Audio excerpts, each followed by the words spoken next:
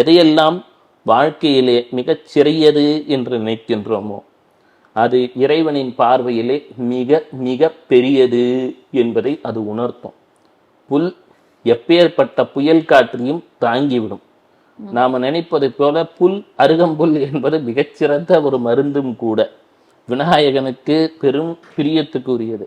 எனவே ஒரு அரசியல்ல நல்லபடியா நடக்கணும்னு நினைக்கிறீங்க, தினமும் விநாயகரை நினைச்சிட்டு ஒரு பேக்கெட்ல ஒரு அருகம்புல், விநாயகா இன்றைய செயல் எனக்கு வெற்றி பெற வேண்டும். ஏனென்று சொன்னால் நட்சத்திர வரிசைகளே கேதுவின் நட்சத்திரம் என்கின்ற அஸ்வினி மகம் மூலத்தில் தான் ஆரம்பிக்குது. உங்களுக்கு சிம்ம ராசி 8ஆம் இடத்துக்குரியவன் தான். இல்லை நீங்க மீன லக்னம்னு வச்சாலும் சிம்ம ராசி 6ஆம் இடத்துக்குரியவன். அதே கன்னி என்றால் 12ஆம் இடத்துக்குரியவன், கன்னி லக்னம் தான். அப்போ அப்படியெல்லாம் இருந்தால் கூட சிம்ம ராசி கெட்டு விட்டால் நீங்க என்ன ட்ரை பண்ணாலும் அரசியல்ல பெருசா பிரகாசிக்க இயலாது.